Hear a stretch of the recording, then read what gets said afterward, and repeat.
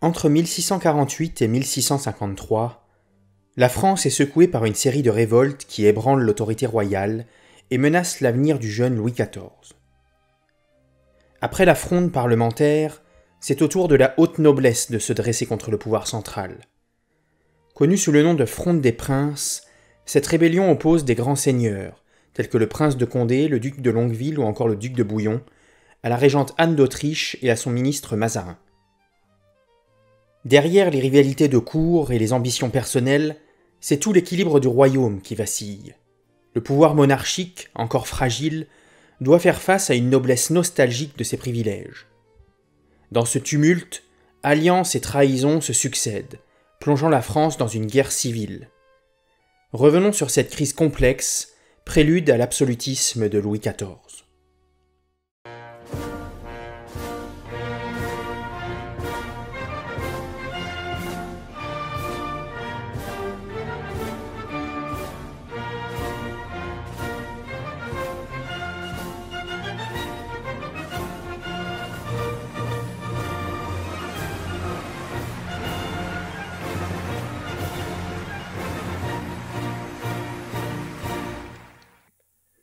À la conquête de l'histoire. La victoire de Condé durant la fronde parisienne crée rapidement des tensions avec Mazarin. Le prince, fort de son prestige militaire, aspire à partager le pouvoir avec la reine Anne d'Autriche. Sous l'influence de sa sœur, il obtient des faveurs pour les chefs frondeurs. Son frère Conti reçoit le gouvernement de Champagne, Marsillac la place de Danvilliers, et Longueville le gouvernement de Pont-de-l'Arche. L'ascension de Condé suscite jalousie et mécontentement général. Le peuple lui en voulait de conserver à sa place, même affaibli, le cardinal. La petite et la moyenne noblesse s'inquiétaient de ses prétentions. Chacun souffrait de son orgueil, de ses sarcasmes et de ses violences tyranniques. Sa personnalité impulsive et tyrannique épuise la patience de tous. Anne et Mazarin guettent l'occasion de le faire tomber. Condé commet l'erreur fatale d'humilier la reine en encourageant l'un de ses fidèles, le marquis de Jarzé, à la courtiser avec ostentation. Anne d'Autriche, outragée, l'évince en se moquant de lui. Condé exige qu'elle pardonne à l'impudent et qu'elle le reçoive à nouveau. Insolence impardonnable. Blessée, Anne décide l'arrestation de Condé et de ses proches. Pour réussir, elle doit s'allier à ses anciens ennemis, Gondy et l'ancienne Fronde. Par l'intermédiaire de Madame de Chevreuse, elle rencontre secrètement le coadjuteur, qui accepte en échange de la promesse du chapeau de cardinal. Spectaculaire renversement d'alliance. Le 18 janvier 1650, Condé, Conti et Longueville sont arrêtés au Palais Royal et conduits à Vincennes. Paris célèbre, mais cette victoire apparente est en réalité une erreur tactique majeure qui va relancer la crise. La fronde des princes qui éclate alors embrase la province avec une intensité exceptionnelle, l'influence des princes y étant bien plus forte que celle des parlements. La duchesse de Longueville et Marsillac s'enfuient en Normandie, tandis que Turenne s'installe à Stenay avec des troupes restées fidèles à Condé. Pour contrer cette rébellion, la reine et Mazarin agissent rapidement, distribuant les gouvernements provinciaux à leurs fidèles. La reconquête des provinces rebelles nécessite plus qu'une simple force militaire. Le roi doit tisser des liens de fidélité avec les seigneurs et notabilités locales. En Normandie, la reine et le cardinal accompagnent le jeune roi pour le montrer à ses sujets, créant ainsi un sentiment de révérence et d'obéissance. Cette stratégie porte ses fruits. L'ordre revient progressivement en Lorraine, en Berry et en Anjou. Après la reddition de Bellegarde, en Bourgogne, les partisans des princes ne tiennent plus que Stenay et Montrond. À Stenay, la duchesse de Longueville rejoint Turenne et s'allie sans vergogne aux Espagnols. À ses yeux, il ne s'agit pas d'une trahison. Elle s'allie à Philippe IV d'Espagne pour réparer l'injustice commise par un ministre étranger, usurpateur et tyrannique contre un prince du sang. L'armée de Turenne fait sa jonction avec celle de l'archiduc Léopold Guillaume, gouverneur des Pays-Bas espagnols. Turenne s'empare du Catelet et assiège Guise. Pendant ce temps, Claire Clémence de Maillé-Brézé, épouse de Condé, s'échappe de Chantilly et gagne Montrond, rejoignant en Auvergne les troupes de Bouillon et La Rochefoucauld. Après avoir bousculé les loyalistes, ils atteignent Bordeaux où la population les accueille chaleureusement. Face à cette menace, Louis XIV, la reine, le duc d'Anjou et Mazarin partent pour la Guyenne. Paris est confié à Monsieur, l'oncle du roi, avec le titre de lieutenant général du roi, assisté de fidèles ministres. Mais Monsieur, inconstant, inconsistant, cherche à ménager tout le monde. Il autorise le Parlement à critiquer Mazarin et propose un accommodement avec les frondeurs bordelais et les Espagnols. La situation s'aggrave quand les troupes espagnoles avancent en Picardie, semant la terreur, et que Turenne, présent en Champagne, s'avance vers Vincennes. Le duc de Choiseul est chargé de l'arrêter et de l'empêcher de délivrer les prisonniers. Il défend Reims contre Turenne, puis il le battra avec éclat lors de la bataille de Rethel le 15 décembre 1650. Dans le sud-ouest, le 5 septembre 1650, l'attaque de Bordeaux commence. Contre toute attente, la ville résiste malgré le manque de vivres. Toutefois, la perspective de ne pas pouvoir faire les vendanges sape le moral des assiégés plus que les bombes. La princesse de Condé et ses alliés négocient, obtenant l'amnistie mais pas la libération des princes. Le 5 octobre, la cour fait son entrée dans Bordeaux. Pendant ce temps-là, à Paris, 3 partis s'affrontent. Celui de Mazarin, de Gondy et de Condé. Mazarin rejette la demande de Gondy pour le chapeau de cardinal, ce qui le pousse vers le camp des princes. Une puissante coalition anti-Mazarin se forme, qui rassemble non seulement les princes et le Parlement, mais également des soutiens fidèles de la couronne, qui sont convaincus de la nécessité de libérer les princes prisonniers. Monsieur, l'oncle du roi, rejoint le camp des opposants, puis c'est au tour du Parlement d'exiger la libération des princes. Acculé, Mazarin s'enfuit du palais royal dans la nuit du 6 février. Il arrive à Saint-Germain où Anne d'Autriche et le roi doivent le rejoindre. Cependant, l'information sur la fuite du roi est ébruitée. L'émotion gagne Paris. Les bourgeois prennent les armes pour garder les portes de la capitale. Dans la nuit du 9 au 10, Déouche, capitaine des gardes suisses de Monsieur, se présente au palais royal pour vérifier si la famille royale se prépare ou non au départ. La reine fait promptement recoucher le roi, tout habillé, tire le rideau et, approchant une bougie, montre à l'officier son fils qui dormait du sommeil du juste. À peine dehors, la foule, échauffée par Gondy, ne croit pas un mot du compte-rendu du garde suisse. Et pour éviter l'émeute, il faut rouvrir les portes et laisser le peuple défiler devant le lit du jeune roi. Une partie de la nuit, 2 des meneurs veillent à son chevet, la reine à leur côté. Nuit romanesque et tragique qui restera gravée dans la mémoire de Louis XIV. Le lendemain matin, tandis que le jeune souverain est prisonnier des Parisiens, l'ordre de libération des princes est signé par la reine sous la contrainte de Gaston d'Orléans, devenu la puissance principale du royaume. La chute de Mazarin et le retour des 3 héros est accueilli à Paris dans l'allégresse. Le 17 février, le Parlement commence le procès du cardinal.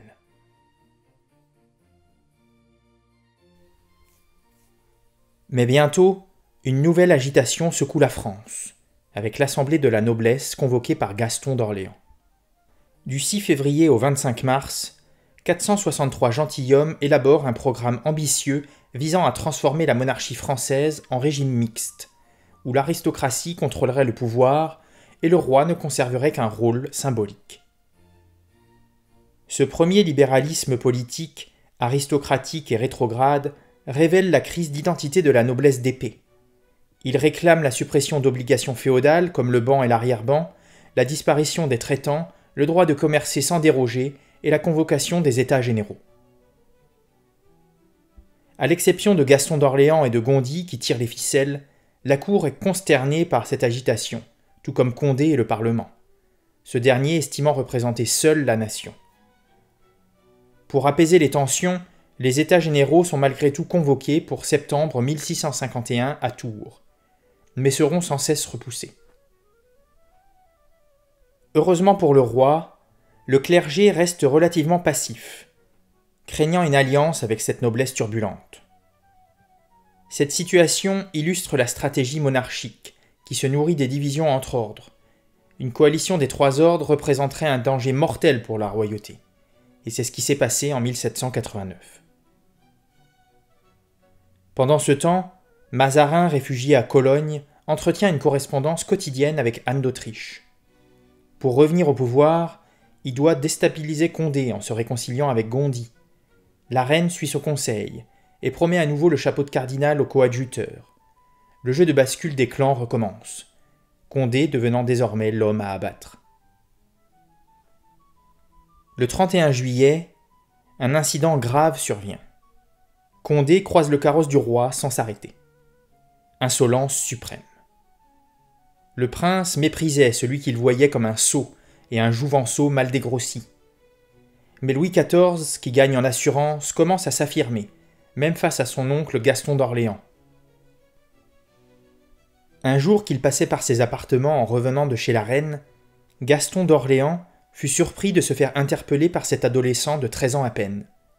« Mon bon oncle, lui lança-t-il, il faut que vous me fassiez une déclaration, si vous voulez être dans mon parti ou dans celui de monsieur le prince. » Monsieur se récria, protesta de son attachement, mais Louis, qui n'était point dupe, insista. « Mon bon oncle, puisque vous voulez demeurer dans mon parti, donnez lieu que je n'en puisse douter. »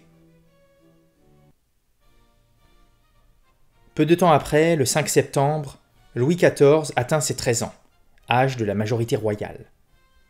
2 jours plus tard, une splendide cérémonie marque la fin de la régence. Une foule enthousiaste assiste au cortège somptueux qui conduit le jeune roi au palais de justice. Dans la grande chambre, Anne d'Autriche lui remet officiellement le gouvernement de la monarchie. Louis la remercie et l'embrasse tendrement, puis reçoit l'hommage des grands du royaume. La journée s'achève dans la liesse populaire au son des cloches de la capitale et du canon de la Bastille. En ce jour mémorable où le jeune Louis XIV semble avoir conquis le cœur de son peuple, un homme manque à l'appel. Le prince de Condé. Pour s'excuser, il avait chargé son frère de remettre une lettre au roi. Louis l'a reçue dans le jardin du palais royal, au moment où il s'apprête à monter à cheval. Il ne daigne pas la lire et la remet cachetée à son gouverneur, le maréchal de Villeroy.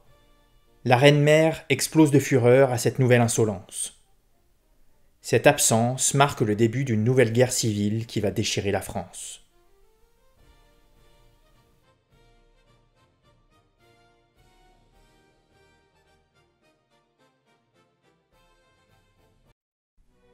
Si l'autorité royale prévaut à Paris, la situation est différente ailleurs. Louis de Bourbon, le prince de Condé, prépare la guerre civile avec l'aide active de l'Espagne. Le Félon mobilise ses réseaux, renforce ses places fortes et signe un traité avec les Espagnols, s'engageant à livrer un port contre une subvention de 500 000 écus pour lever des troupes. Hormis sa haine de Mazarin, les objectifs politiques de Condé et des nobles qui le suivent restent flous. Noyés dans leurs ambitions personnelles, ils se battent pour se battre, par habitude ancestrale, pour montrer leur force. Le roi réagit en prenant la tête d'une petite armée de 4000 hommes qui se rend à Bourges, puis à Poitiers. La situation est périlleuse. Au nord, les troupes françaises, dégarnies par la désertion des troupes de Condé, abandonnent Dunkerque et Gravelines. Au sud, la trahison de Marsin entraîne la perte de la Catalogne. En revanche, les défections de Bouillon et de Turenne qui rejoignent le roi affaiblissent considérablement le parti du prince. En début 1652, Condé ne possède plus que quelques points d'appui isolés. C'est alors que la reine commet l'erreur de rappeler Mazarin. Son retour en France à la tête d'une armée allemande enflamme à nouveau les esprits. Le Parlement de Paris met sa tête à prix, tandis que Gaston d'Orléans, l'oncle du roi, rompt avec la reine et signe avec Condé un manifeste réclamant l'expulsion de l'Italien. Cette alliance entre un fils de France et le premier prince du sang donne une apparence de légitimité à la rébellion. Mais on manquerait un point essentiel si on ne prenait pas en compte l'amour et le respect infini que portait spontanément le peuple au sang de France. Gaston d'Orléans et Louis de Bourbon étaient vénérés, très au-dessus des lois, Ils participaient par leur naissance au mystère sacré du pouvoir, faisaient partie intégrante de l'État. Les suivre dans leur combat contre Mazarin, ce tyran étranger, ne passait pas pour un acte de sédition, mais au contraire pour un devoir. Cela explique pourquoi un si grand nombre de seigneurs se précipitèrent dans le parti des deux rebelles et levèrent des troupes. Le roi affaibli ne peut s'imposer par sa seule légitimité. Il lui faut s'appuyer sur des fidèles, mais il dispose d'un atout majeur, une armée, peu nombreuse certes, mais aguerrie et commandée par un chef hors pair, Turenne. Le maréchal réussit à se rendre maître de la plupart des places de la Loire, à l'exception d'Orléans. La cour suivait l'armée avec ses meubles, sa literie, sa garde-robe, dans une indescriptible cohue de chariots et de mulets.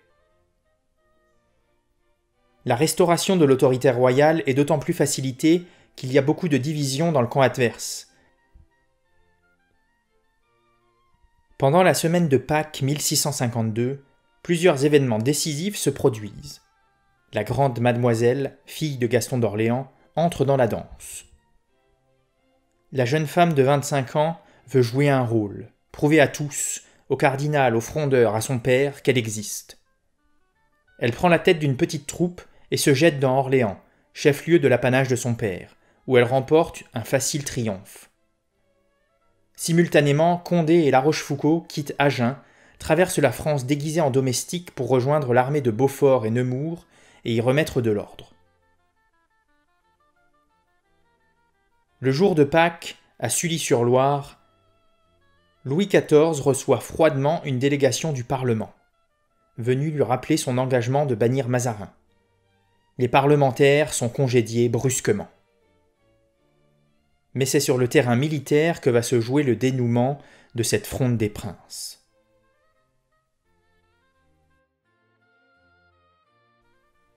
L'affrontement décisif approche. Dans la nuit du 6 au 7 avril, l'armée des frondeurs surprend les troupes du maréchal d'Auquincourt qui est obligé de reculer. Il est obligé de fuir dans la direction d'Auxerre. Condé rassemble ensuite ses troupes pour marcher sur Blénaud, où l'infanterie royale s'est enfermée. Au château de Gien, où la cour s'est déplacée, c'est la frayeur qui règne. Depuis les fenêtres, on voit les fuyards courir sur la route au milieu des chariots en déroute. Face aux 12 000 hommes de Condé, Turenne n'a à opposer que 4 000 combattants. Le roi est à la portée des frondeurs. Une fois encore, il faut fuir honteusement et se replier sur Bourges. Triste, humiliante perspective. Et au bout de la route, quel espoir! Louis XIV, petit roi de Bourges comme Charles VII? La reine éclate en sanglots, tandis que Mazarin est rongé par l'angoisse. Le jeune garçon, bravement, saute à cheval avec le duc de Bouillon et rejoint l'arrière-garde, prêt à mourir l'épée à la main. Turenne, seul, et malgré une écrasante infériorité numérique, ne se résigne pas à la défaite. Quelle ville voudrait encore d'un monarque battu et en fuite? Aucune. Il fallait jouer son va-tout, vaincre ou périr. Alors que Condé se prépare à se lancer contre Blénaud, où est réfugiée l'infanterie royale, on l'informe qu'un corps assez nombreux venant de la vallée de la Loire marche vers le loin et va bientôt menacer ses troupes de réserve laissées à Breteau. Condé, confiant, voit là l'occasion de détruire la seconde armée royale et de triompher totalement. Il rassemble ses bataillons, regroupe ses escadrons et peut même compter sur 2 pièces d'artillerie. 2000 mètres plus au sud, à travers les arbres et les flaques d'eau qui luisent sous les premiers rayons de soleil, le prince aperçoit tout d'abord quelques chevaux au milieu des terres marécageuses, avec sur leur droite un bois qui semble garni d'infanterie. Les troupes qu'il aperçoit commencent à s'installer en avant d'un défilé étroit. C'est Turenne qui vient à sa rencontre. Le maréchal de France a bien étudié le terrain la veille. Il possède 8 canons, situés sur un léger monticule, masqué par les broussailles et les arbres. Condé observe la mise en place des troupes royales. Il étend ses lignes, prêt à manœuvrer, bénéficiant d'un net avantage numérique. Le terrain ne se prête guère à un mouvement tournant. Mais alors qu'il n'a pas encore décidé de sa stratégie, il voit les troupes royales s'agiter puis battre en retraite. Condé saisit sa chance et lance ses troupes à l'assaut. Il pense que le défilé est libre, mais c'est en réalité une sorte d'entonnoir terminé par un étroit goulot. Condé ordonne donc à ses 6 escadrons de cavalerie de franchir rapidement le défilé pour occuper l'autre extrémité, et lui permettre ainsi de pousser l'ennemi. Son infanterie appuie le mouvement, tandis qu'il suivra avec le gros des troupes. Mais en réalité, c'est un piège de Turenne. La cavalerie royale fait volte-face, sabre au clair, se forme en 2 groupes qui convergent vers le défilé. Turenne a reculé juste assez pour offrir à son adversaire un appât irrésistible. Menacée d'être prise en étau par les 2 corps de la cavalerie royale, l'avant-garde de Condé est foudroyée sur place par l'artillerie qui tire en enfilade. Elle recule en désordre et s'entasse dans le défilé sous le feu des canons. En quelques minutes, plus de 250 hommes sont hors de combat. Condé recueille ses escadrons d'avant-garde, reforme sa ligne, fait mettre pied à terre ses cavaliers tandis que l'artillerie continue à tonner. Il attend ensuite, prêt à saisir un mauvais mouvement de Turenne, mais celui-ci n'en commet pas. Pire encore pour le prince de Condé, il voit de nouvelles troupes surgir sur les arrières de Turenne. C'est Auquincourt, qui après avoir disparu dans les bois, a regroupé ses cavaliers pour venir en aide au roi. Puis c'est ensuite le duc de Bouillon qui apporte des renforts venus de Gien. Stoppé, Condé fait demi-tour, tandis que Turenne, victorieux, a sauvé le roi et obtenu la reconnaissance de la reine. « Monsieur le maréchal, vous avez sauvé l'État et vous venez de mettre une seconde fois la couronne sur la tête de mon fils. » Le 11 avril, Condé, remis de son échec, fait son entrée dans Paris. La ville est partagée. Le Parlement, l'hôtel de ville et la bourgeoisie le redoutent. Gondy le hait, et Monsieur craint de partager son pouvoir. Seule la populace, excitée par ses agents, se range de son côté. Mais cela suffit pour répandre la terreur et soumettre la capitale. Le dernier épisode de la Fronde se joue le 2 juillet 1652, sous les murs de Paris, lors du sanglant combat du faubourg Saint-Antoine. Par une canicule accablante, les 12 000 hommes de Turenne affrontent les 5 000 soldats de Condé. Louis XIV et Mazarin, installés sur les hauteurs de Charonne, font charger l'infanterie et la cavalerie, et au moment où les frondeurs sont sur le point d'être écrasés, la grande mademoiselle fait ouvrir la porte Saint-Antoine, sauvant l'armée rebelle du désastre. Elle se rend ensuite à la Bastille et ordonne de faire feu sur les troupes royales. 2 jours plus tard, le 4 juillet, des centaines de gueux et de soldats condéens, déguisés en ouvriers, attaquent l'hôtel de ville où s'était réunie une assemblée des édiles parisiens, majoritairement favorables au roi. On dénombre une centaine de morts, et le bâtiment est incendié. Par ce coup de force, Condé devient le maître absolu de Paris, tandis que Broussel est élu prévôt des marchands et Monsieur promu lieutenant général du royaume. Face à cette situation, le roi, depuis Pontoise, ordonne au Parlement de venir le rejoindre. Suite à son refus, il réunit un semblant de Parlement autour de fidèles comme Molé et Fouquet. Cette assemblée demande le renvoi de Mazarin, stratégie subtile imaginée par Fouquet pour priver l'opposition de son principal argument. Le cardinal prend alors la route de Bouillon, assuré de revenir bientôt en triomphateur. À Paris, un parti de l'ordre s'organise autour de notables et pousse Condé à quitter la ville. Toujours impétueux, ce dernier part pour les Flandres, prendre le commandement des troupes espagnoles, consommant ainsi sa trahison totale envers le roi.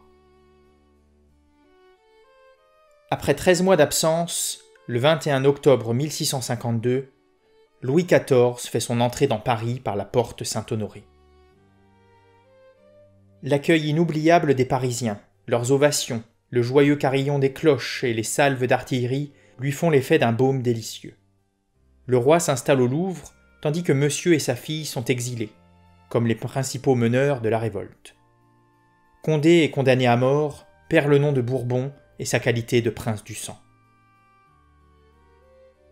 Pour manifester sa légitimité retrouvée, le pouvoir monarchique organise un lit de justice au Louvre, où les magistrats viennent enregistrer une déclaration royale amnistiant les frondeurs ordinaires, mais interdisant aux magistrats de s'immiscer dans les affaires de l'État.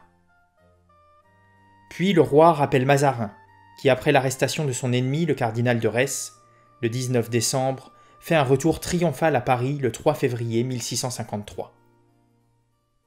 La Fronde s'achève définitivement en juillet de la même année, avec la capitulation des derniers rebelles à Bordeaux.